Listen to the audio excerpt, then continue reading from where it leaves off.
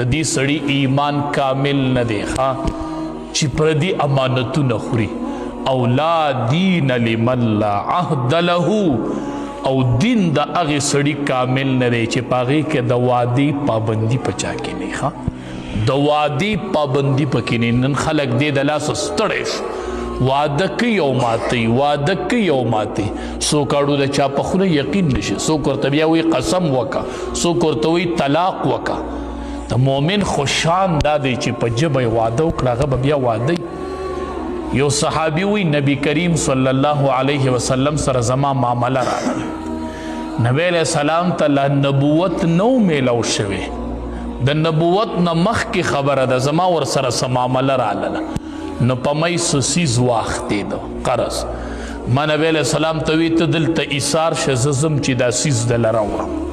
نبی علیہ السلام ته ما داسې وی چې ته ایثار شه، زه دله دا څیز راوړم. وی لاړم نو ما نیر شو. نو دې کې 3 ورځې ووتلې. 3 ورځې پس چې رالم امام الانبیا لا په خپل ځای ناست دی. الله نبوت نه دی میلو شوی، ما ته صرف دومره قدرې وي چې ډېر تکلیف ترې راله راکړو، بس ډېر تکلیف ترې راله راکړو. تا ما ته وایي زه راځم او زه انتظار کې وم، او 3 ورځې نبی علیه السلام په هغې خپل ځای ناست و.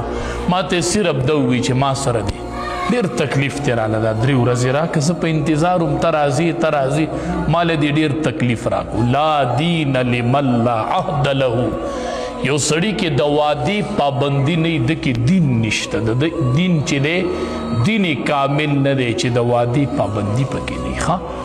نو د امانت به ډېر خیال ساتو، د امانت او د وعدې به ډېر خیال ساتو. نبی کریم صلی الله علیه وسلم فرمایي وی ټوله دنیا کې الله تخوخ ځایونه جماعتونه دي، او ټوله دنیا کې ناخوخه ځایونه بازارونه دي. دا ولې ناخوخه ځایونه بازارونه دي؟ دوکه په بازار کې کیږي، دروغ په بازار کې کیږي، قسمونه په بازار کې خوړی شي. بازارونو کې ډېر ټیمونه مه وباسئ. د دې سره د سړي د عباداتو هغه تازګي ختمیږي. بازار کې ډېر ټیم مه وباسئ. بازار کې په وس 4 ډوډۍ مه خورئ، او دې کې ډېر قسمونه او دوکې خوړي، دوکې پکې، قسمونه یې پکې. نبی کریم صلی الله علیه وسلم راغی، داسې غله پرته وه، داسې غله وه. نبی علیہ السلام پکې داسې لاس دنده کو جو دنده پکې لونوالی.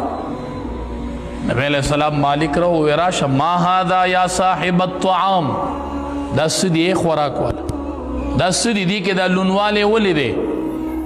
وی دا الله حبیبه دا خو په باران شوی و، نو باران لون کړی دی، دنده پکې لونوالی، لکه ما نه دی لون کړی، دا خو باران لون کړی. نبی علیہ السلام ورته وی لون خو باران که، خو دا لامده پکې د لاندې چا کړل او دا وچ پې د پاسه چا کړه. لون خو باران کو، نو تا لانده د لاندې کړي دي او وچ ته پې د پاسه کړي دي، د پاره د دې چې خلق دا وچ ویني نو راضي به. وی من غش فلیس منا، چا چې دا ملاوټ او دوکه وکړه هغه زمانه نه دی، فلیس منا زمانه نه دی، زمانه نه دی. چې ښکلې سیزي د پاسه یې خیو، بیکاره سیزي د لاندې کړي. په دې بازارونو وګرځئ تو، په دې ګاډو والا وګرځئ تو، ښکلي ټماټر به یې پې د پاسه ایښي، چې ته ورشې نو د لاندې نه به درله تله اړم کي. تا ته وایي کیلو په دې، ته به وایي بلکل دا خو سم ښکلي ټماټر دي، کیلو د تله به د لاندې نه اړم کي. من غش فلیس منا، نبی علیہ السلام فرمایي مانه نه دی، مانه نه دی.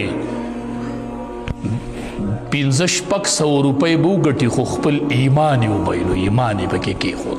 من غش فلیس منا، دا د ادنا نه دا خیانت شروع دی، نو چې دا اعلی بلا څه کوي؟ دا اعلی دکانداران بلا څه کوي؟ دکاندارانو ګټه کوئ، خدای دې درله ډېر شي برکتي او حلاله ګټه درکړي، خو ایمان پکې ونه بایلی. ګورې ګټه دې وکړله خو ایمان دې پکې وبلو. نبی علیہ السلام فرمایي چې چا 40 ورځې یو څیز ذخیره کو، خلقو ته ضرورت و دی